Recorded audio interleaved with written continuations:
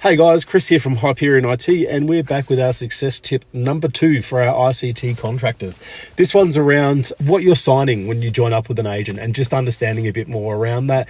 There's a lot of fine print that can be included in these contracts, which can cause issues for you down the track, and we'll just cover some of those off. So the small print, as I said, a lot of small print, a lot of legal jargon. Just make sure that the following things are checked when you sign up with an agent.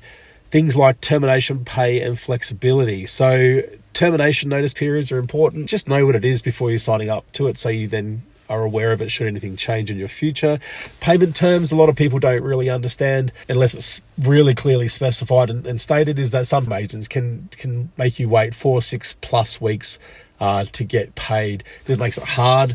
Most people like living on a routine or a cycle where they know when money's coming in, money's going out.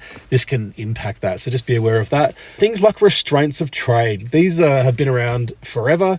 They're horrible. We believe they're 100% anti-competitive. We never include them in any of our contracts. We've been burnt by them in the past as contractors. These effectively say you're linked and tied to that agent, and you can't work for where you're working unless it's through that agent. And it's not good market practice. If they're not competitive and you're not happy with your agent, as a contractor, you should have the complete choice to choose an agent who represents and serves you better. Things like ownership, responsibility, and costs.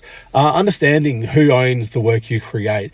That's an important one. If you're creating a bunch of stuff for work, but it's on your own time and you're not getting paid for it, you might want to understand and know about, what your rights are to the ownership of that IP. As I mentioned, the restraints on future trade. Just to go back to this, we've seen clauses that basically state that you, your family, your friends, and your associates can't work for that department unless it's through a specific agent that you're signed up to. Well, I don't know how this would hold up in court. I'm guessing not well, but just be aware, as I said before, not having one of these is 1,000 times better than having one of them and having to deal with any of the repercussions. And always ask questions before signing. You're going into a pretty solid relationship with an agent. Make sure you understand everything you need to. If you have any queries, ask them the questions or pick up the phone and ask us. We'll happily answer questions. We just want to make sure that people don't get burnt by this stuff in the future.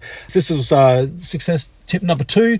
Next week we'll be bringing number 3, surprise. And don't forget to share these with contractors who you think might get a bit of a helping hand out of this. And feel free to follow us on all the different platforms. Thanks for listening.